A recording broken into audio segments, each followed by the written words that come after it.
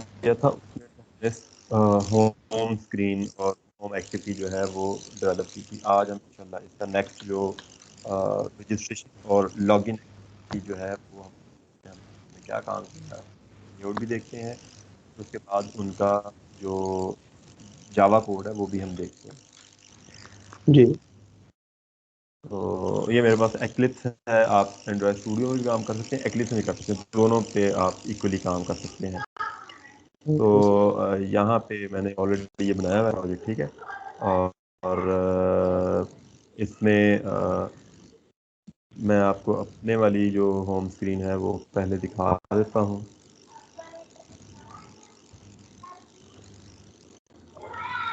ये home screen मेरे पास इस तरह है, ठीक है। और बाय डिफ़ॉल्ट जब मैं इसको लॉन्च करता हूँ एक्सपेंस मैनेजर, ठीक है, तो ये इस तरह लॉन्च होगी। और यहाँ पे मेरे पास ऐड इनकम जो भी मेरे पास एक्टिविटीज़ हैं वो सारी यहाँ पे। अभी यहाँ पे मैंने लॉन्च किया तो उसने मुझे लॉगिन और रजिस्ट्रेशन का नहीं पूछा। उसकी वजह ये है कि यहाँ पे रिक्वायरमेंट थी कि जी जो यूज़र है वो फर्स्ट टाइम जस्ट उसको लॉगिन की ज़रूरत हो, या वो फर्स्ट टाइम जस्ट वो लॉगिन करे, ठीक है। जी। तो जब वो रजिस्ट्रेशन करेगा या लॉगिन करेगा तो ऑटोमेटिकली फिर वो नेक्स्ट टाइम जब भी एप्लीकेशन को ओपन करेगा तो उसको ज़रूरत नहीं पड़ेगी लॉगिन करने के लिए। आपको उसको पासवर्ड और अपना यूज़र नेम या ईमेल एड्रेस डालने की ज़रूरत नहीं पड़ेगी। तो ये जी। इसकी रिक्वायरमेंट थी। इस वजह से यहाँ पे ये आपको जो है ना बगैर किसी लॉगिन आईडी के और पासवर्ड के ये डिस्प्ले करवा रहा है। तो जी। इसमें हमारे पास जो मैं अभी आपको ये करके भी दिखाता हूँ कि ये मेरे पास अगर फॉर एग्जांपल मैं इसको चाहता हूँ कि रीस्टार्ट, मतलब जो लॉगिन। बेसिक स्टेप है स्टार्ट से, मगर मैं इसको करूँ, मतलब ये जो मेरी स्क्रीन है प्रोजेक्ट की, ठीक है। मैं जब इसको जी। क्लिक करता हूँ तो ये स्टार्ट रजिस्ट्रेशन को शो करे, लॉगिन को शो करे, उसके बाद फिर ये लॉगिन करवाए। तो इसको मैंने जो है ना वो रजिस्टर ऑलरेडी किया हुआ है डेटाबेस में, मैं इसको लॉगिन करवाता हूँ। तो उसके लिए मैं क्या करता हूँ, मेरे पास ना यहाँ पे एक अदद जो शेयर्ड प्रेफरेंस है ना, मैंने वो क्रिएट किया। उसको चेक करके हम फिर देख रहे हैं कि कौन सा यूज़र जो है वो लॉगिन हुआ है और कोई यूज़र लॉगिन हुआ भी है कि नहीं। ये शेयर्ड प्रेफरेंस का एक फोल्डर होता है, इसके अंदर एक हमने फाइल बनाई है SP डेटा के नाम से। इसको मैं अभी यहाँ से रिमूव कर देता हूँ, ठीक है। इसको मैंने रिमूव कर दिया, अभी ये एम्प्टी हो गई है। अब दोबारा मैं इसको क्या करता हूँ, जो ये मेरी एप्लीकेशन है इसको मैं क्लोज कर देता हूँ, ठीक है। और मैं अब अगेन इस एप्लीकेशन को मैं रन करता हूँ, ठीक है। ये जो मेरी एप्लीकेशन है जो मैंने इंस्टॉल की है सर उसको मैं वो रन करता हूँ। मैं रन किया, हाँ? स्क्रीन शेयरिंग रुकी हुई है एक जगह पे।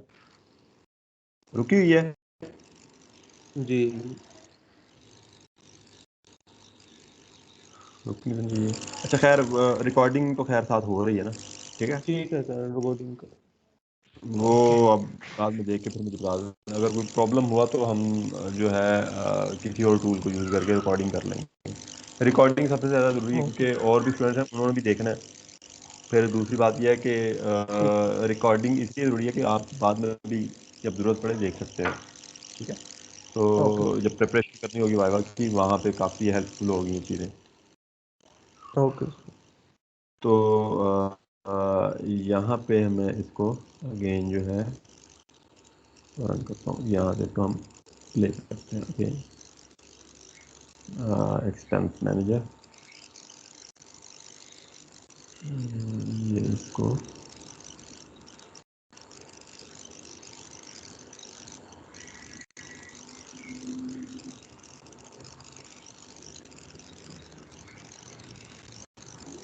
ये वाला है।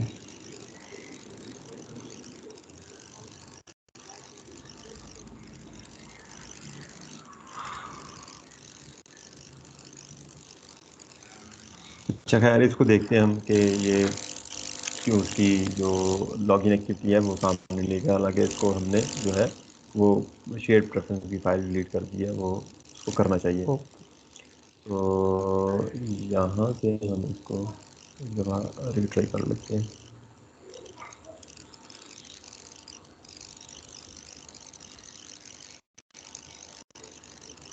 इसको ठीक है, बाद में देखते हैं इसको। पहले हम अपने कोड को ओके। देखते हैं। अभी आपकी स्क्रीन रिफ्रेश हुई है उसकी? जी हो गई है, सही हो गई। वो इसकी वजह से जो एमुलेटर हम चलाते हैं ना, उसकी वजह से वो रिफ्रेश रेट उसका कम है, तो इस वजह से वो स्लो होती है। Okay sir. तो मैं आपको सबसे पहले तो डिज़ाइन दिखाता हूँ अपने पास, जो मेरे पास लेआउट्स हैं रजिस्ट्रेशन की और लॉगिन की। मेरे पास रजिस्ट्रेशन की ये लेआउट है। मैं जी ईमेल और यूज़र नेम है, फिर आपके पास पासवर्ड है, फिर कंफर्म पासवर्ड है, और फिर रजिस्टर का बटन है एक, और एक मेरे पास क्लिक टू लॉगिन है। यहाँ पे अगर आप ऑलरेडी रजिस्टर्ड हैं तो फिर आप क्या करेंगे, लॉगिन पे क्लिक करेंगे और आप लॉगिन वाली एक्टिविटी पे चले जाएंगे। यहाँ पे हमने एक जी डाला भी है ऑलरेडी रजिस्टर्ड, तो फिर आप क्लिक करें लॉगिन पे। और ये यहाँ पे लॉगिन की एक्टिविटी है। यहाँ पे आप ईमेल देंगे और अपना पासवर्ड देंगे और लॉगिन हो जाएगा। और लॉगिन होने के बाद फिर आपको मेन स्क्रीन जो है या होम स्क्रीन जो है वो डिस्प्ले होगी, वो शो होगी। तो अब जी सबसे पहले हम जो हमारे पास रजिस्ट्रेशन वाली एक्टिविटी है, इसका जो जावा कोड है वो हम देखते हैं। और वहाँ पे हमने क्या किया है, यहाँ पे जस्ट हमने एक काम किया होगा। एक काम हमने ये किया होगा कि जो रजिस्ट्रेशन वाला बटन है इसके साथ हमने एक फंक्शन को अटैच करवाएगा होगा, और उस फंक्शन में हमने एक इंसर्ट की क्वेरी लगाई होगी। जस्ट एक इंसर्ट की क्वेरी होगी जो इन तीनों की वैल्यूज को लेके तो डेटाबेस में इंसर्ट करवाएगा।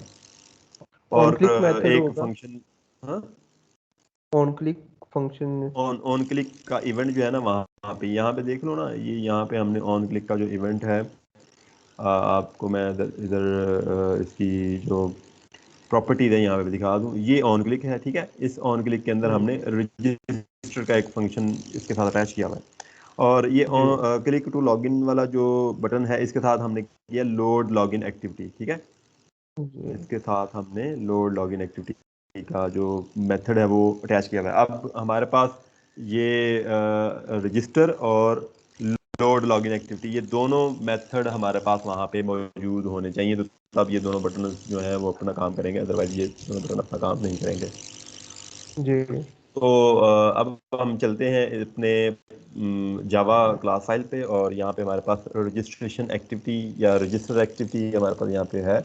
तो इसको मैं ओपन करता हूँ। तो यहाँ पे ये दो फंक्शंस हैं, एक रजिस्टर का और दूसरा load login activity. Load login activity में क्या है, जस्ट आपके पास एक इंटेंट हमने क्रिएट किया हुआ है, ठीक है। उसको हमने लॉगिन एक्टिविटी का एड्रेस दे दिया कि ये जी लॉगिन एक्टिविटी पे जाएगा जब इस बटन पे क्लिक करेंगे हम, ठीक है। मतलब जब ये फंक्शन कॉल होगा तो ये लॉगिन एक्टिविटी को डिस्प्ले करवाएगा। यहाँ पे वही काम है जो आपने पहले भी किया हुआ है, ठीक है। ये उसके बाद दिस डॉट फिनिश का मतलब ये है कि ये जो करंट आपकी एक्टिविटी है, करंट एक्टिविटी कौन सी है हमारी, ये जो रजिस्ट्रेशन वाली एक्टिविटी है, रजिस्टर एक्टिविटी, जी इस एक्टिविटी को फिनिश कर देगा। जो फिनिश का फंक्शन है, ये बैक स्टैक जो होता है ना, वहां से ये रिमूव कर देता है उस एक्टिविटी को, ठीक है। अदरवाइज ठीक आप है। अगर ये फंक्शन कॉल नहीं करते तो वो बैकएंड पे या बैक स्टैक पे वो एक्टिविटी रिजाइड कर रही होती है, वो वहां पे मौजूद होती है। वो जितनी दफ़ा आप उसको कॉल करेंगे उतनी दफ़ा उसका नया एक इंस्टेंस बन के वहाँ पे आ जाता है, और फिर आप बैक प्रेस करते हैं तो वो उसी को बार बार जो है वो रिसाइकल कर रहा होता है। तो ये दिस डॉट फिनिश हम इसलिए यूज़ कर रहे हैं ताकि जो उसका करंट इंस्टेंस है वो बैक स्टैक से हम उसको रिमूव कर सकें। जी समझ आ रही है ना? और जी सर। नेक्स्ट हमने यहाँ पे जो फंक्शन है इसको तो हम अब मिनिमाइज कर देते हैं, ठीक है। अब हमारे पास फंक्शन है रजिस्टर का, इसमें हमने क्वेरी लगाई है। सबसे पहले आप देख लो कि यहाँ पे हमने SQLite डेटाबेस का एक ऑब्जेक्ट बनाया है जिसका नाम हमने रखा DB, ठीक है। जी अब इसको हमने क्या किया है, इसको ऑन क्रिएट का फंक्शन आपको बना बनाया मिल जाएगा हर एक्टिविटी के अंदर, ठीक है। और उसमें ठीक ये है। दो लाइनें भी आपको बनी बनाई मिलेंगी हर एक्टिविटी के अंदर, ठीक है। जी इसके बाद फिर आपने काम स्टार्ट करना है। इसके बाद हमने क्या करना है, SQLite डेटाबेस का ऑब्जेक्ट जो हमने बनाया है, इसके थ्रू हमने अपना डेटाबेस जो है वो उसको ओपन करना है। जी तो यहाँ पे देखें मैंने क्या किया है, DB equals open or create database. यहाँ पे मैंने जी ओपन के डेटाबेस का जो फंक्शन है वो कॉल किया है। वो इसलिए कॉल किया है कि हमारे पास जो फंक्शन डेटाबेस है उसको हम ओपन कर सकें। ठीक है, अगर ये जी फर्स्ट टाइम अगर ओपन नहीं है, मतलब आप अगर आपके पास ये डेटाबेस क्रिएट ही नहीं हुआ, तो वो फिर उसको क्रिएट करके फिर उसको ओपन करेगा। ठीक है, तो यहाँ पे ओके हमारे पास क्योंकि डेटाबेस ऑलरेडी क्रिएटेड है, वो हमने होम स्क्रीन पे उसको क्रिएट कर लिया था, और यहाँ पे हम जस्ट उसको ओपन करेंगे। ये ओपन आर क्रिएट का जो फंक्शन है ये उसको ओपन कर देगा। और ओपन करने के लिए आपको वहां पे पता है कि 3 पैरामीटर की जरूरत होती है। ठीक है, एक पहला तो आपका जो डेटाबेस का नेम है वो, तो डेटाबेस का नेम मेरे पास यहाँ पे क्या है, डीबी नेम। और डीबी नेम कहाँ पे मैंने सेव किया हुआ है, होम एक्टिविटी पे। तो यहाँ पे मैं अगर आपको होम एक्टिविटी दिखाऊं, तो ये मैंने जी public static string DB name, ठीक है, ये आप इस तरह इसको करेंगे तो आपको ये हर जगह एक्सेसिबल होगा। कैसे एक्सेसिबल होगा, ये एक्टिविटी जो है, ये क्लास फाइल जो है आपके पास होम एक्टिविटी, इस नाम के साथ आप उसको क्या करेंगे, डॉट ऑपरेटर यूज करके तो आप एक्सेस कर सकते हैं उसके प्रॉपर्टी को, या उसके जो भी वेरिएबल आप उसने पब्लिकली बनाया होगा। ओके तो इसलिए मैंने प्रोफ यहाँ कैसे पे, हाँ हाँ ठीक है ओके ठीक है, समझ आ रही है ना। जी जी और उसके बाद इसका जो रीड राइट का मोड जो है वो हमने प्राइवेट रखा हुआ है, इसलिए यहाँ पे मोड अंडरस्कोर प्राइवेट, यहाँ पे कैपिटल लिखेंगे तो आपके पास यहाँ पे आ जाएगा। और इसकी जो कर्सर फैक्ट्री है वो हम यहाँ पे नल इसको पास करेंगे। तो ठीक इस है लाइन को लिखने से हमारा डेटाबेस जो है वो ओपन हो जाएगा। अब डेटाबेस के साथ हम कोई भी फंक्शन करना चाहें तो हम कर सकते हैं। फंक्शन क्या, उसमें डेटा इंसर्ट कर सकते हैं, रीड कर सकते हैं, डिलीट कर सकते हैं, अपडेट कर सकते हैं, ये चारों हम उसके साथ क्यूरीज लगा सकते हैं। तो डेटाबेस के साथ काम करने से पहले हमारे पास कुछ डेटा भी होना चाहिए जिसके थ्रू, जिसको हम मैनिपुलेट करेंगे डेटाबेस के साथ, मतलब जिसको हम जी जी डेटाबेस में इंसर्ट करवाना है, तो वो डेटा भी तो हमारे पास होना चाहिए ना। तो उसके लिए हमारे पास यूजर नेम है, ठीक है, पासवर्ड है और कंफर्म पासवर्ड है। तो इसके लिए हमने 3 वही एडिट टेक्स्ट जो आपने बनाए हुए हैं, ये 3 एडिट टेक्स्ट जी हमने यहाँ पे क्रिएट कर लिए हैं। ठीक है, और ठीक है इसके बाद फिर हमने यहाँ पे इनकी कास्टिंग कर ली है, जी ने की थी उसी तरह यहाँ पे देखो मैंने भी कास्टिंग की है। तो ओके कास्टिंग जब हमने कर ली है, तो अब इन वेरिएबल्स को हम यूज करके तो इनकी जो टेक्स्ट है वो हम रिट्रीव करेंगे, वो हम एक्सेस करेंगे। ठीक है, अब रजिस्टर का जो बटन हमारे पास फंक्शन है, इस रजिस्टर के फंक्शन में को ओपन मैं करता हूँ। और यहाँ पे अगर आप देखो तो थोड़ा सा मैंने कोड लिखा हुआ है। पहले एक इफ स्टेटमेंट लगाई है, इफ एल्स इफ और फिर एल्स। ठीक है, ये इफ स्टेटमेंट जी है, इसके अंदर मैंने एक मैसेज शो किया हुआ है। फिर ये एल्स इफ स्टेटमेंट है, इसके अंदर भी एक मैसेज शो किया हुआ है। फिर एल्स स्टेटमेंट जो है, इसके बॉडी के अंदर मैंने जो क्यूरी है इंसर्ट की, वो इंसर्ट की क्यूरी लिखी हुई है। ठीक है, ठीक है तो हम इफ स्टेटमेंट से स्टार्ट करते हैं। इफ स्टेटमेंट में मैंने क्या किया है, यहाँ पे मैंने इसको user name dot gate text dot to string dot is empty, ये मेरे पास जो है यूजर नेम हमारे पास यहाँ पे जो है वो एडिट टेक्स्ट का एक ऑब्जेक्ट नेम है। ठीक है, जो जी हमने एडिट टेक्स्ट बनाया है रजिस्ट्रेशन वाली एक्टिविटी पे, लेआउट पे। ठीक है, ये यहाँ पे देखो, इसका जो आईडी है, अगर आप इसका आईडी यहाँ पे देख सको तो ये आईडी इसका है ET_reg_email। ठीक है, तो जी यहाँ पे भी आप इसको देख सकते हो, यहाँ पे आईडी है ET_reg_email। और ये क्या है, ET_reg_password, यहाँ पे है कंफर्म ET_reg_c पासवर्ड पासवर्ड। ठीक है, जी तो आगे उसके जो जो चीज़ें डली हैं वो भी वो दिखा रहा है। तो उसके बाद यहाँ पे मैंने उनको ही उनका ही आईडी दे के तो इनको कास्ट कर लिया है। अब जी यहाँ पे मैंने अगर इस जो एडिट टेक्स्ट है मेरे पास, इसकी अगर मैंने इसकी टेक्स्ट को एक्सेस करना है, तो उसके लिए मुझे गेट टेक्स्ट का जो मेथड है वो यूज करना पड़ता है। ठीक है, तो मैं जी इसके गेट टेक्स्ट के मेथड को यूज करके तो इसके अंदर जो भी कुछ डेटा लिखा होगा यूजर ने वो मैं एक्सेस कर लूंगा, वो गेट कर लूंगा। ठीक है, जी फिर डार्ट टू स्ट्रिंग का फंक्शन जो है, ये उसको स्ट्रिंग में कन्वर्ट करने के लिए हम यूज करते हैं। और जी उसके ऐसा बाद ही फिर जो कुछ डार्ट भी हो इज उसको एम्प्टी का स्ट्रिंग में जो कन्वर्ट फंक्शन है, जो डार्ट इज एम्प्टी का फंक्शन है, ये आपको बताता है कि ये जो स्ट्रिंग आपने एक्सेस की है ये एम्प्टी है कि नहीं। अगर तो ये एम्प्टी है, तो फिर तो हम यूजर को कहेंगे कि जी आपने जो एडिट टेक्स्ट में डेटा डाला है ये एम्प्टी है, तो आप इसमें कुछ डेटा डालें। ठीक है, तो जी वो फिर कुछ इसमें डेटा डालेगा। तो मैं अगर फॉर एग्जांपल यहाँ पे इसको डिलीट करता हूँ ना, तो डिलीट करने के बाद मैं यहाँ पे नया इसको क्रिएट करता हूँ, तो ये क्या करेगा, मुझे उस पर लेके जाएगा। तो फिर इसकी आपको सही समझ आ जाएगी कि ये रजिस्ट्रेशन और लॉगिन वाली एक्टिविटीज़ कैसे काम कर रही हैं। तो अभी हम इसको ये एक दफ़ा रीड करके फिर हम उसको चलते हैं एमुलेटर पे, वहाँ पे हम उसको देखते हैं।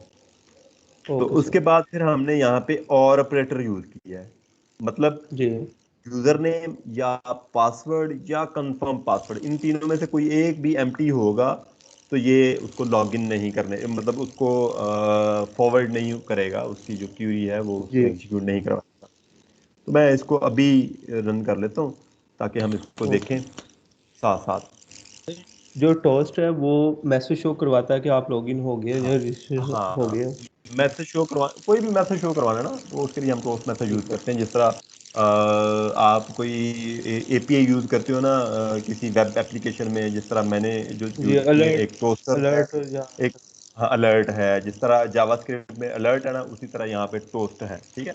टोस्ट भी है, ठीक। स्नैक भी है, स्नैक बार भी इसमें एक ऑप्शन होती है, ओके। डायलॉग भी होता है। तो ये सारी चीज़ें आप मैसेज शो करने के लिए यूज़ कर सकते हैं। यहाँ पे देखो मैंने उसको रन किया तो रजिस्ट्रेशन वाली एक्टिविटी जो है वो मेरे सामने आ गई है, क्योंकि अभी फर्स्ट टाइम जी ये कर रहा है।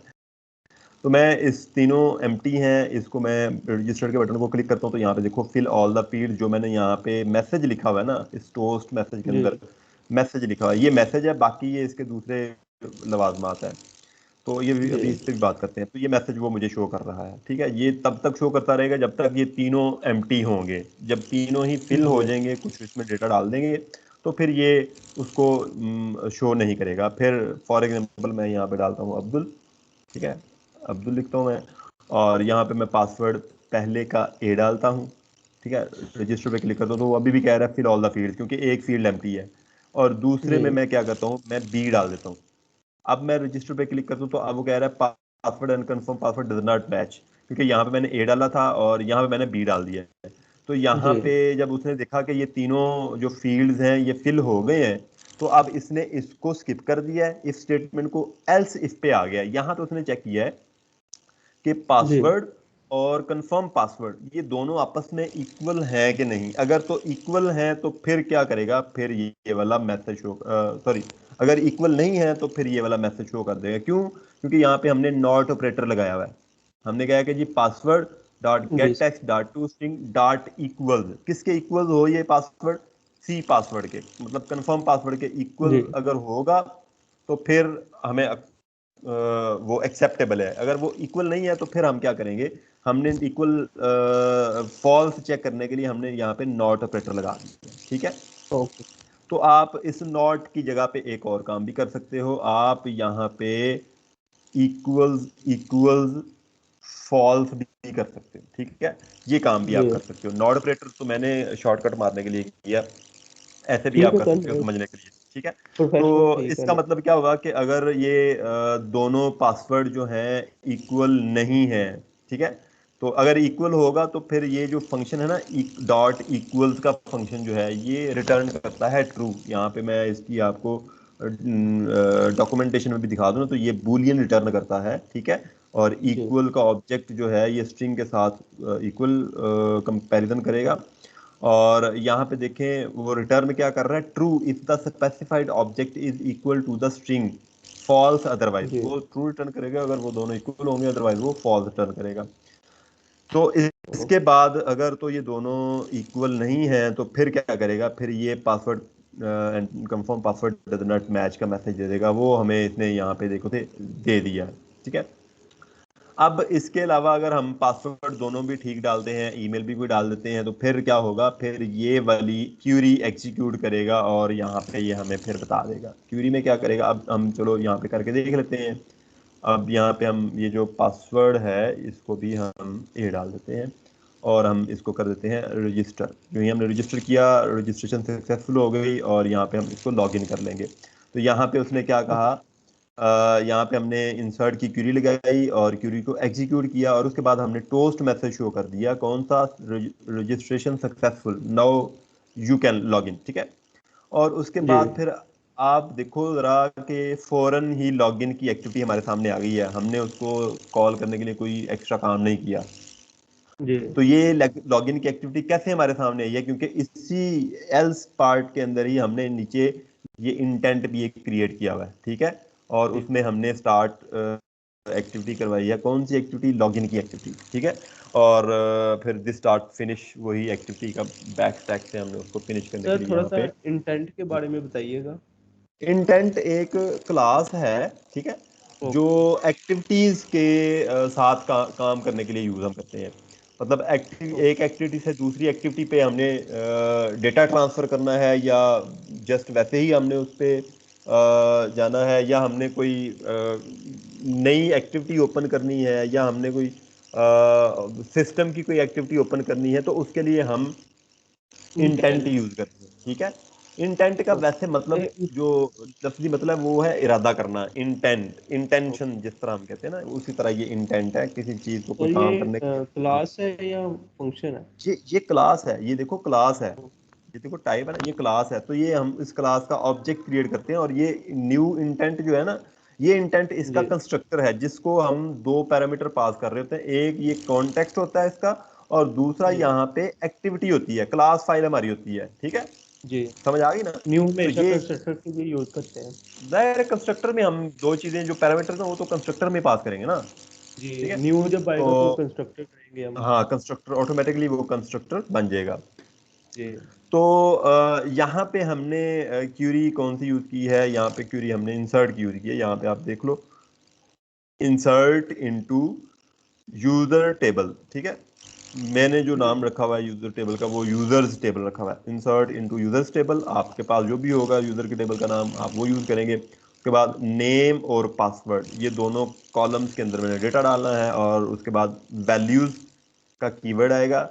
ये जो मैंने कैपिटल में लिखे हुए हैं, ये क्यूरी के कीवर्ड्स हैं, एसक्यूएल क्यूरी के कीवर्ड्स हैं, और बाकी जो स्मॉल में या मिक्स में है वो मेरे कॉलम नेम है, या वो डेटाबेस के वो टेबल का नेम है। ठीक है। और उसके बाद वैल्यूज में मैंने क्या इसको दिया, मैंने इसको कहा कि जी वैल्यूज, और यहाँ पे सिंगल कोट्स के अंदर दो डबल कोट्स हैं ये और ये, ठीक है।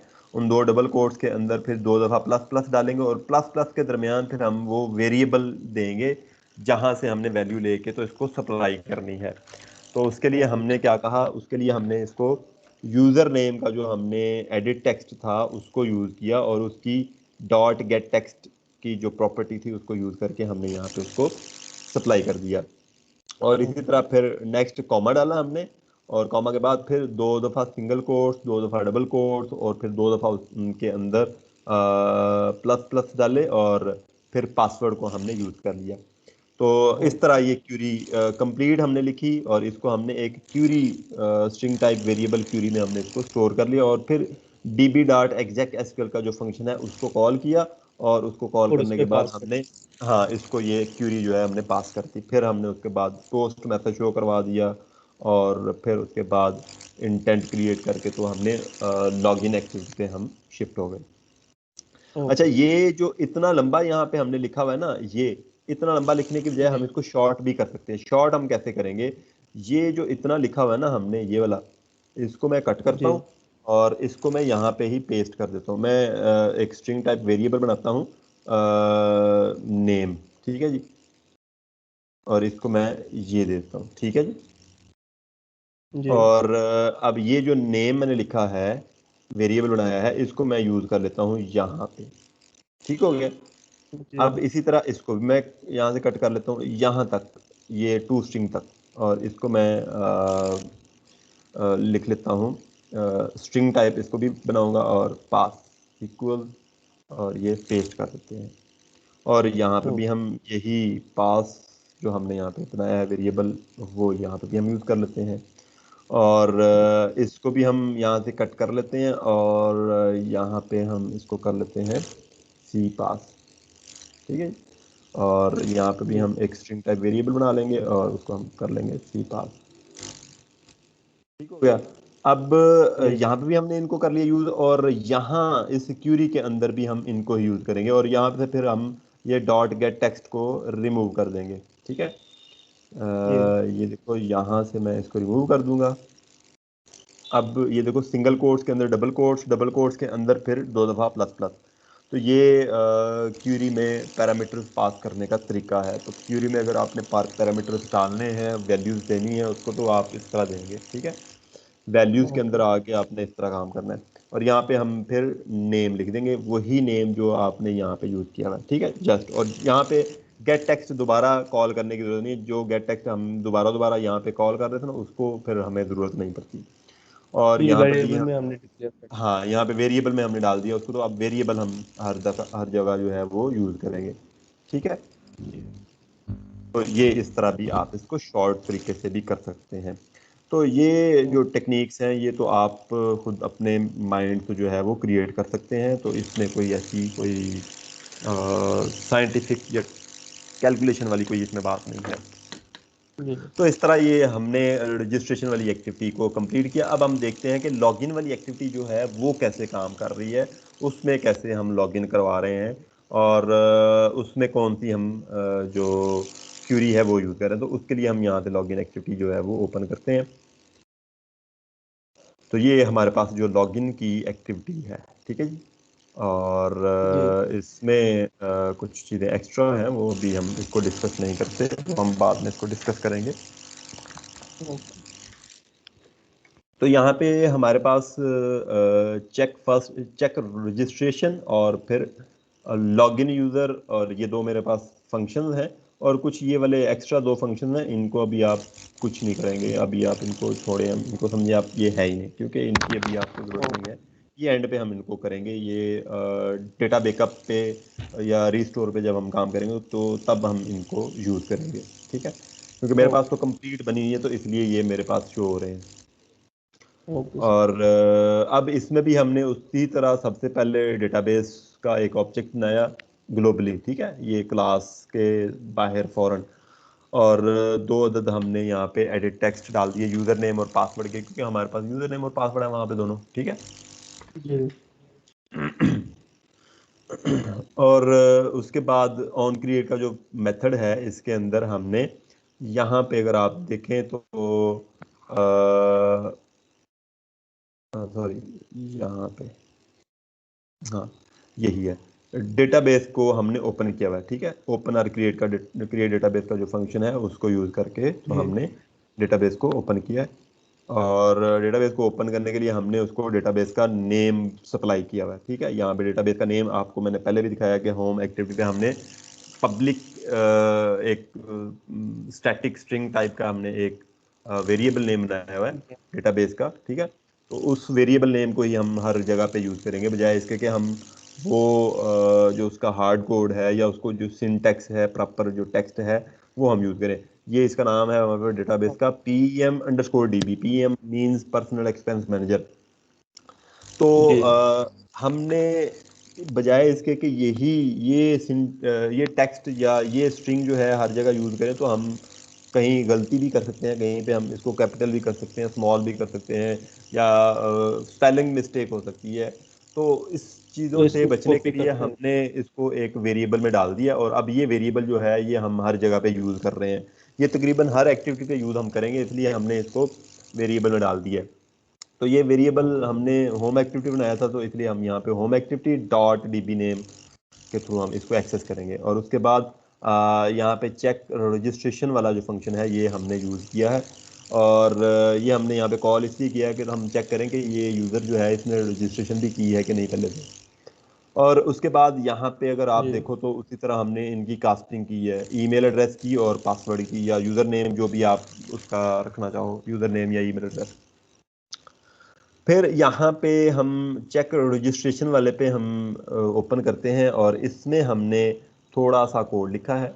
इसमें हमने क्या किया है, जी स्ट्रिंग टाइप हमने एक वेरिएबल बनाया है क्यूरी के नाम से। ठीक है, और उसको फिर हमने जो है एक क्यूरी जो है वो हमने एक लिखी है स्ट्रिंग की फॉर्म में, और वो उसको असाइन कर दिया क्यूरी वाले वेरिएबल को। तो यहाँ पे क्यूरी में हमने लिखा है select star from users table. ठीक है, अब ये यूजर्स का जो टेबल मैंने क्रिएट किया हुआ है ऑलरेडी, उसमें मैंने डेटा भी इंसर्ट करवा लिया रजिस्ट्रेशन के मेथड के थ्रू। और अब मैं जी यहाँ पे ये कह रहा हूँ कि जो यूजर्स का टेबल है उसमें से सारा डेटा सिलेक्ट कर लो, मतलब सारी रोज और सारे कॉलम्स उसके सिलेक्ट कर लो। जी अब उसके बाद इस क्यूरी को मैंने एग्जीक्यूट करना है, और एग्जीक्यूट करने के बाद अब यहाँ पे देखो मैंने जो एग्जीक्यूशन के लिए फंक्शन यूज किया ना, डीबी डॉट रा क्यूरी किया, यहाँ पे मैंने डीबी डॉट एग्जैक्ट एसक्यूएल नहीं किया। ठीक है, अब जी। ये आप यहाँ पे पूछ सकते हो कि ये आपने क्यों किया यहाँ पे। तो जब एक और आपने कर्सर। कर्सर, ये एक मैं अलग चीज़ है, ये भी आपको मैं बताता हूँ, पहले हम इसको डिस्कस कर लें। यहाँ पे मैंने ये क्यूरी जो मैंने लिखी है इसको एक्सिक्यूट करने के लिए मैंने यहाँ पे डीबी डॉट रा क्यूरी का फंक्शन यूज़ किया, डीबी डॉट एग्जैक्ट एसक्यूएल का फंक्शन यूज़ नहीं किया। तो ये जी मैंने क्यों किया है, तो सबसे पहले मैं आपको बता दूं कि डीबी डॉट एग्जैक्ट एसक्यूएल का जो फंक्शन होगा वो फंक्शन हम 3 क्यूरीज के साथ यूज़ कर सकते हैं। एक इंसर्ट की क्यूरी, डिलीट की क्यूरी और अपडेट की क्यूरी। ये 3 क्यूरीज जो हैं जो डेटा को कुछ चेंज कर रही हैं, डेटाबेस में कुछ उन पे चेंज कर रही हैं, तो उन क्यूरीज के साथ हम, जब उन क्यूरीज को हमने एग्जीक्यूट करना होगा तो तब हम एग्जैक्ट एसक्यूएल का फंक्शन यूज़ करेंगे। और जी अगर हमारे पास क्यूरी जो है वो सिलेक्ट की है, तो सिलेक्ट की क्यूरी के साथ वो फंक्शन यूज़ अगर आप करेंगे तो वो आपको एरर देगा। ठीक है, जी वो कोई भी फंक्शन आपको परफॉर्म नहीं करने देगा। तो जब आपने सिलेक्ट की क्यूरी यूज़ करनी है तो फिर आप ऑटोमेटिकली रा क्यूरी का फंक्शन यूज़ करेंगे। ठीक है, और रा क्यूरी ओके। का जो फंक्शन है वहाँ पे एग्जैक्ट एसक्यूएल का जो फंक्शन था उसको एक ही पैरामीटर की ज़रूरत होती थी, वो क्यूरी की। ठीक है, और यहाँ पे इसको 2 पैरामीटर की ज़रूरत होती है, एक सिलेक्शन आर्गुमेंट की और एक क्यूरी की।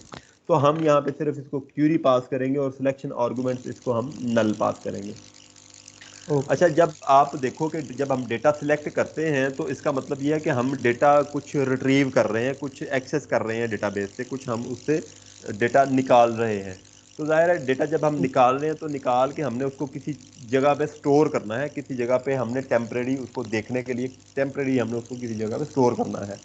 तो ये जो फंक्शन है, ये फंक्शन आपको डेटा निकाल के देगा, ये आपको स्टोर नहीं करवाएगा। स्टोर करवाने के लिए जी आपको यहाँ पे कर्सर एक अदद बनाना पड़ेगा। ठीक है, ये ठीक कर्सर है। एक क्लास फाइल है, एक क्लास है जो आप समझो कि ये एक टेम्परेरी जो डेटा टेबल है वो हमें प्रोवाइड करता है। तो इसके अंदर जो डेटा हम एक्सेस करते हैं डेटा टेबल डेटाबेस से, तो वो हम इसके अंदर टेम्परेरी तौर पे स्टोर कर लेते हैं, और इसके अंदर से फिर हम उसको रिट्रीव करके तो उसको व्यू करते हैं। ठीक है, उसके साथ जो भी हमने फिर एक्शन परफॉर्म करना तो वो इसी कर्सर से ही हम लेके परफॉर्म करते हैं। और अगर इस कर्सर से ही हम फिर देखते हैं कि इसके अंदर टोटल कितनी रोज हैं, कितने कॉलम्स हैं, और कौन कौन सी रोज कौन कौन से कॉलम्स हैं, और उन कॉलम्स के अंदर डेटा क्या है, ये सारी चीज़ें हम इस कर्सर से ही करते हैं। और इस कर्सर को ओके। जो है वो मैंने नाम दिया सी का। ठीक है, ठीक है। मैंने क्या किया, ये क्यूरी एक लिखी स्ट्रिंग टाइप वेरिएबल क्यूरी के अंदर। ठीक है, अब ये क्यूरी वेरिएबल जो है ये मैंने पास कर दिया रा क्यूरी फंक्शन को। ठीक है, और दूसरा इसका पैरामीटर मैंने इसको नल दे दिया, इस रा क्यूरी फंक्शन का जो फंक्शन है इसको। अब ये जो फंक्शन है ये हमें जो कुछ भी रिटर्न करेगा उसको हमने कर्सर में स्टोर कर लेना है। कर्सर का मैंने जो ऑब्जेक्ट नेम रखा है वो सी रखा है। ठीक है, अब जी सी का जो कर्सर टाइप का जो सी है इसमें हमने उसको स्टोर करवा लिया, जो डेटा भी हमें ये इस फंक्शन से मिला। ठीक है, अगर आप यहाँ पे इस फंक्शन पे थोड़ी देर कर्सर जी रखोगे ना तो ये आपको इसकी डॉक्यूमेंटेशन दे देगा। यहाँ पे देखो, तो वो कह रहा है कि इसकी जो इस फंक्शन की जो रिटर्न टाइप है ना वो कर्सर है। ठीक है, और ये उसका नेम है, ये जी पूरी उसकी वो एड्रेस लाइन बता रहा है कि किस फाइल में ये कौन सा ये फंक्शन पड़ा हुआ है। ठीक है, रा क्यूरी का फंक्शन जो है हाँ ये Android dot database dot SQLite database dot raw query, ये फंक्शन इतनी लंबी मतलब इस फाइल में पड़ा हुआ है। और इस ओके। फंक्शन के 2 पैरामीटर हैं, एक स्ट्रिंग टाइप एसक्यूएल और दूसरा स्ट्रिंग टाइप अरे है। और यहाँ पे हम सिलेक्शन आर्गुमेंट्स यूज़ करते हैं, वो हम तब यूज़ करते हैं जब हमारे पास कुछ किसी जो है ना एक और हमारे पास टाइप होती है वो बिल्ट इन जो क्यूरीज है ना, मतलब बिल्ट इन फंक्शन है क्यूरीज के लिए, तो उसके लिए हम क्यूरी लिखते नहीं है, उसमें हम फिर वो बिल्ट इन फंक्शन यूज करते हैं। ठीक है, वो बिल्ट इन फंक्शन अगर आप यूज करेंगे ना तो आपको डेटाबेसेस की या इन क्यूरीज की समझ नहीं आएगी, ये आपको फिर कभी भी समझ नहीं आएगी। हालांकि ये प्रोजेक्ट में आपको क्यूरी समझने का ही तो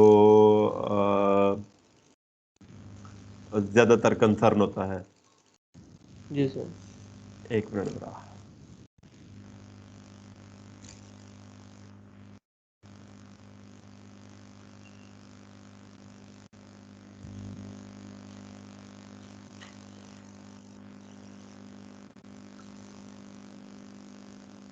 अच्छा, तो यहाँ पे इस कर्सर के अंदर से हमने फिर डेटा एक्सेस करके तो उसको सारा चेक करना है। अब यहाँ पे हम देखते हैं कि इफ स्टेटमेंट हमने यहाँ पे एक यूज की, इफ स्टेटमेंट की जो कंडीशन है वो हमने रखी इफ सी डॉट सी, ये कर्सर है ठीक है, c dot get count less than equal to 0। ठीक है, हम यहाँ पे इसको बता जी रहे हैं कि ये चेक करे कि जो डेटाबेस में डेटा है वो उसकी जो काउंटिंग है, उसकी रोज जो है वो काउंट करे कि वो अगर लेस देन और इक्वल टू 0 है, या तो वो 0 के इक्वल है या वो 0 है। ठीक है, मतलब जी। या तो 0 है या वो 0 से कम है। डेढ़ से कम। हाँ, वो तब फिर ये क्या करेगा, इंटेंट एक क्रिएट कर देगा। वो इंटेंट क्या है, रजिस्ट्रेशन एक्टिविटी का इंटेंट है। मतलब जी वो फिर क्या करेगा, वो आपको रजिस्ट्रेशन वाली एक्टिविटी पे ले जाएगा। ठीक है, तो जी इससे क्या होगा, ये हमने फंक्शन कॉल किया यहाँ पे। तो जब ये हम एक्टिविटी कॉल करते हैं तो ये फंक्शन चेक रजिस्ट्रेशन वाला फंक्शन कॉल होता है।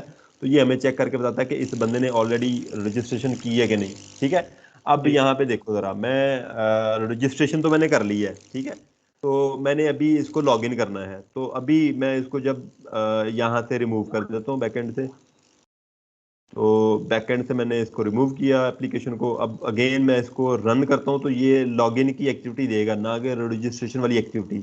तो वो जो जी, लॉगिन क्योंकि वाली वो एक्टिविटी दे रहा है ना, हाँ यहाँ पे देखो, लॉगिन की एक्टिविटी दे रहा है। वो इसलिए दे रहा है क्योंकि हमने यहाँ पे उसने चेक किया कि अगर तो इस बंदे ने पहले से रजिस्ट्रेशन कर ली है तो फिर इसको रजिस्ट्रेशन वाली एक्टिविटी पे नहीं लेके जाना। अगर तो इसने जी रजिस्ट्रेशन नहीं की तो फिर इसको रजिस्ट्रेशन वाली एक्टिविटी पे लेके जाना है। ठीक है, समझ आ गई है। तो जी इस हाँ। वजह से हमने यहाँ पे ये फंक्शन लगाया कि अगर तो यूज़र ने ऑलरेडी रजिस्ट्रेशन की है तो फिर वो उसको रजिस्ट्रेशन वाली एक्टिविटी पे ना लेके जाए, फिर उसको वो लॉगिन वाली एक्टिविटी लेके जाए। तो ये हमने यहाँ पे एक चेक रखा है। ओके अब इसके बाद हम चलते हैं लॉगिन यूज़र वाली एक्टिव फंक्शन पे। तो यहाँ पे हमने उसी तरह लॉगिन यूज़र का जो फंक्शन है ये उसके लॉगिन के बटन के साथ हमने अटैच करवाया हुआ है। और ओके। इसमें भी हमने उसी तरह काम किया है, यूज़र नेम और पासवर्ड को हमने चेक किया है कि ये एम्प्टी तो नहीं है। ठीक है, इस एम्प्टी का फंक्शन हमें बिल्ट इन मिला है इसमें, तो वो हम चेक कर जी लेते हैं कि ये स्ट्रिंग जो है ये एम्प्टी तो नहीं है। अगर एम्प्टी है जी दोनों तो फिर ये आपको please fill all the fields का जो फंक्शन है वो जो सॉरी टोस्ट है वो आपको शो करवाएगा। जी।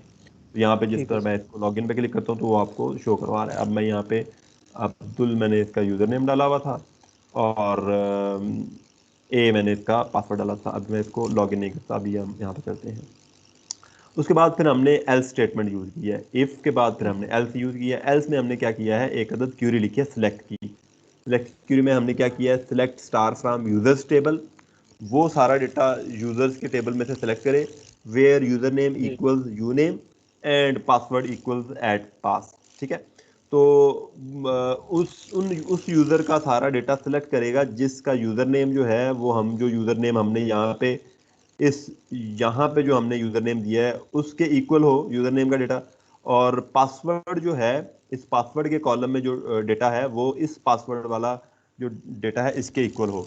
तो अब मैं यहाँ पे जी क्या करता हूँ, मैं यहाँ पे बी डाल देता हूँ। यहाँ पे मैं डालता हूँ बी। ठीक है, अब्दुल बी। तो यहाँ पे मैंने चेक किया है कि अगर तो ये यूज़र जो है अवेलेबल होगा तो फिर मुझे वो लॉगिन करवा देगा। अगर अवेलेबल नहीं होगा, मतलब मैंने पासवर्ड या यूज़र नेम गलत डाला है, तो फिर क्या करेगा, इनवैलिड यूज़र नेम और पासवर्ड। तो फिर ये मुझे ये एल्स स्टेटमेंट शो करवा देगा। कैसे, इसके अंदर हमने क्यूरी जब हमने लिखी, क्यूरी के बाद फिर हमने एक कर्सर टाइप का एक सी ऑब्जेक्ट क्रिएट किया और उसके अंदर हमने फंक्शन जो है हमारा रा क्यूरी का फंक्शन, उसको कॉल करके तो सारा डेटा इस सी के अंदर हमने स्टोर करवा दिया, जो डेटा उसने रिटर्न किया। उसके बाद हमने ओके यहाँ इस सी को जो हम चेक कर रहे हैं, इफ स्टेटमेंट लगा रहे हैं, इफ और एल्स हम यहाँ पे ये लगा रहे हैं सी पे। हमने यहाँ पे ये चेक किया कि if c dot move to next, तो जब इसके अंदर सी के अंदर कुछ डेटा होगा हमारे पास तो वो नेक्स्ट मूव करेगा।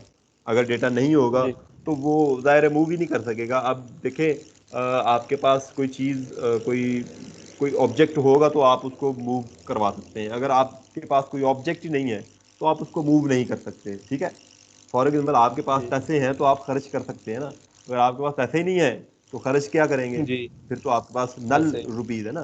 तो यहाँ पे हम यही चेक कर रहे हैं कि if c dot move to next, अगर तो सी के अंदर कुछ डेटा है तो वो नेक्स्ट मूव करे। जब उसके अंदर कुछ डेटा होगा तो वो नेक्स्ट मूव करेगा, अगर डेटा ही नहीं होगा तो वो नेक्स्ट मूव नहीं करेगा। तो यहाँ पे हम ये जो फंक्शन है ना, ये कर्सर का जो ऑब्जेक्ट है, इसके साथ हम ये फंक्शन हमें काफ़ी सारे मिलते हैं। इसमें मैं आपको यहाँ पे करके दिखा देता हूँ।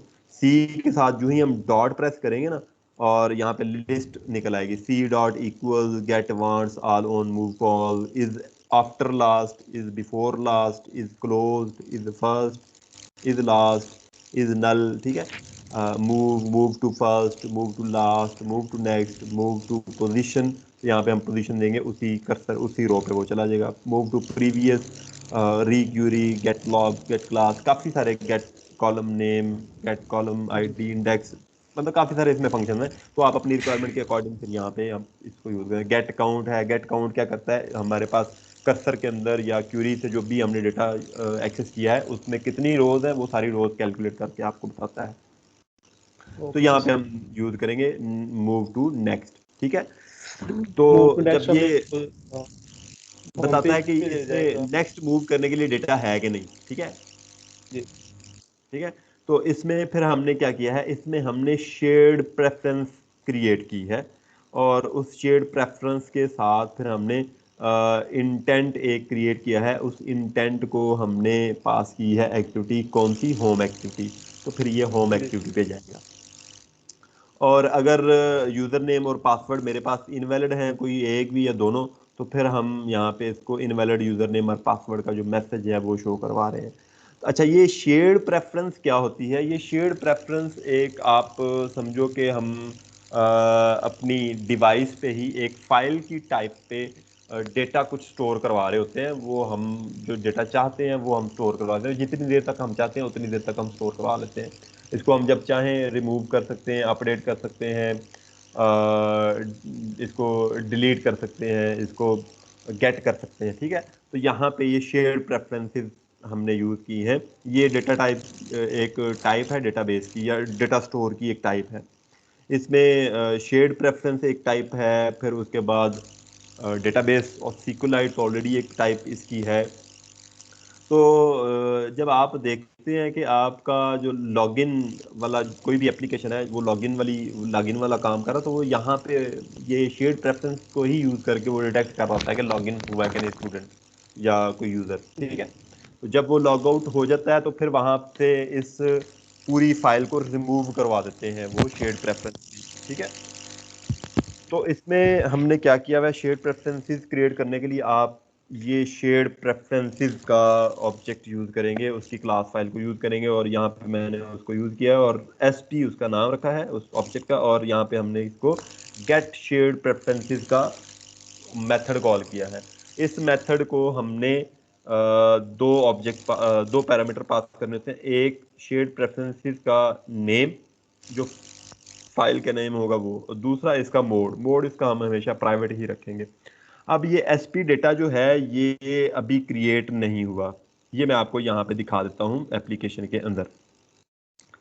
हम यहाँ पे जाते हैं और ये फाइल मैनेजर है, इसके अंदर, इस फाइल मैनेजर के अंदर आप अगर देखें तो ये मेरे जो प्रोजेक्ट है उसका, स्क्रीन स्वैप हुई है। अच्छा अभी रिफ्रेश हुई है। ये असल नहीं में तब होती है जब आपके पास जब मैं इसको ओपन करता हूँ ना एमुलेटर को, क्योंकि इसका रिफ्रेश रेट ज़्यादा है तो उस वजह से फिर वो थोड़ी स्टिल हो जाती है। तो ये मेरे ख्याल में वीडियो में आपको ठीक नज़र आएगी, क्योंकि रिकॉर्डिंग जी मेरी साइड पे हो रही है। तो ओके यहाँ पे ये देखो, मेरे एप्लीकेशन जो है उसका जो हमारे पास है ना पैकेज नेम, वो है com.example.personal expense मैनेजर। तो हम एक काम गलत कर रहे थे, तो मैं इस एप्लीकेशन का जो फाइल थी वो डिलीट कर रहा था, वो हमने यहाँ पे देखनी है। इस ये हमारा वो जो हमारी एप्लीकेशन है उसका पैकेज नेम ये है। इसको हम ओपन करेंगे तो यहाँ पे आप देखो डेटाबेसेस का फोल्डर है, ये उसका डेटाबेस है हमारा pm_db जो हमने वहाँ पे बनाया था। तो यहाँ से हम डेटाबेस को एक्सेस कर सकते हैं। और यहाँ पे अभी आप देखो कि कोई फोल्डर नहीं है शेयर्ड प्रेफरेंसेस का, और ना ही उसमें उस फोल्डर के अंदर कोई अभी तक ये फाइल है। जब तक हम लॉगिन नहीं करेंगे तब तक ये शेयर्ड प्रेफरेंसेस की फाइल नहीं बनेगी। तो अब हम इसको लॉगिन करते हैं। मैं इसको लॉगिन करता हूँ। जो ही लॉगिन किया, इनवैलिड यूजर नेम पासवर्ड उसने दिया क्योंकि यहाँ पे मैंने बी डाला हुआ है। जो ही मैं ए प्रेस करता हूँ, यहाँ पे ए डालते हैं, पासवर्ड लॉगिन करते हैं, तो इसने लॉगिन कर दिया। जब इसने लॉगिन कर दिया तो अब हम चलते हैं वहाँ पे अपने डेटाबेस में। ठीक है, तो यहाँ पे देखो अब इसने यहाँ पे शेयर्ड प्रेफरेंस का फोल्डर क्रिएट कर दिया, और इसके अंदर ये देखना ये वाली जो एसपी डेटा की हमने फाइल इसको दी है कि ये शेयर्ड प्रेफरेंस की फाइल आपने क्रिएट करनी है। तो यहाँ पे देखना आप कि यही फाइल इसने क्रिएट की होगी। ये देखो, ये फाइल इसने क्रिएट की हुई है। और अगर आप जी यहाँ पे इसको मैं ओपन करूँ तो इसमें ये ओपन कर देता होता है। इसको मैं यहाँ पे ओपन करता हूँ, ओपन करूँ तो यहाँ पे ये आपको बता रहा है, दिखा रहा है कि यूआईडी की वैल्यू यहाँ पे 1 है। मतलब मैंने जो यहाँ पे यूज़र डाला हुआ है उसका मैंने आईडी यहाँ पे यूज़ किया, तो यहाँ पे मैंने इसको कहा कि जी यूआईडी इसका स्टोर करवा ले, और यूआईडी की वैल्यू यहाँ पे 1 है क्योंकि अभी पहला ही हमारे पास यूज़र है, तो पहले यूज़र की ही यहाँ पे 1 ही है। जी सर। तो ये वैल्यू कैसे हमने स्टोर करवाई, तो उसके लिए हम क्या करते हैं, इस एसपी ऑब्जेक्ट जो है शेयर्ड प्रेफरेंस का जो ऑब्जेक्ट है इसको यूज करते हैं। उसके लिए हम एक एडिटर पहले बना लेते हैं, शेयर्ड प्रेफरेंसेस डॉट एडिटर। ये हम एडिटर या कोई वैल्यू उसमें डालनी है तो उसके लिए हम ये एडिटर यूज करते हैं। उसको हम कहते हैं एसपी एडिट। ठीक है, ये हमने नेम दे दिया, एक ऑब्जेक्ट नेम हम इसका रख लिया एडिटर का। और इसको हमने कहा कि जी ये वाला जो हमने शेयर्ड प्रेफरेंसेस क्रिएट किया था उसको हम यूज़ करेंगे, और उसको एडिट का फंक्शन उसके साथ हम कॉल कर लेंगे, sp.edit। तो मतलब ये जो फाइल हमने क्रिएट की है इसको हम एडिट करने लगे हैं, और एडिट करने के बाद हम इसके अंदर कुछ डेटा इंसर्ट करेंगे। जी अब इस ये वाला जो sp एडिट का फंक्शन हमारे पास ऑब्जेक्ट है, इसको हम यूज करके तो डेटा इंसर्ट करेंगे, और उसको के बाद फिर उसको सेव करवाएंगे। sp edit okay dot put intent, put int, मैंने इंटीजर टाइप का डेटा इसमें डालना है तो मैं क्या करूंगा, डॉट पुट इंट यूज करूंगा। अगर मैंने स्ट्रिंग टाइप का डालना है तो मैं डॉट पुट स्ट्रिंग यूज कर लूंगा। ठीक है, तो यहाँ ओके पे वो सारे आपको फंक्शन दे देगा, put int, put string, put double, put swap, जो भी आपको यूज करना हो। उसके बाद इसके दो पैरामीटर होते हैं, एक होता है इसकी की, और दूसरा होता है इसकी वैल्यू, जो आपने वैल्यू इसकी डालनी है। ठीक है, तो इसकी की हमने क्या रखी है, डबल कोट्स में मैंने स्ट्रिंग टाइप ये वैल्यू लेता है, और उसको मैंने कह दिया कि ये यूआईडी है।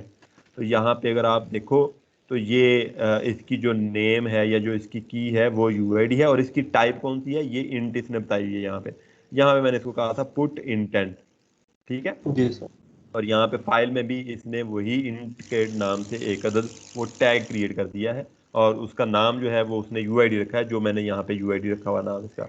और उसके बाद ओके इसने ये जो वैल्यू है ये 1 डाल दिया यहाँ पे। तो ये वैल्यू है जो हमने गेट की है अपने क्यूरी से।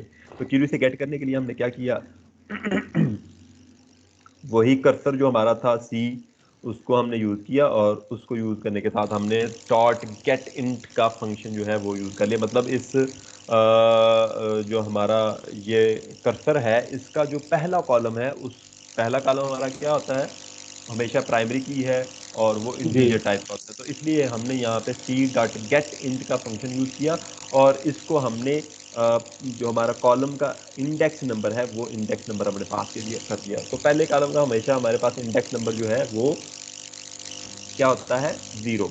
तो इसलिए हमने यहाँ जी पे फर्स्ट कॉलम का इंडेक्स नंबर यानी 0 यहाँ पे हमने इसको पास कर दिया।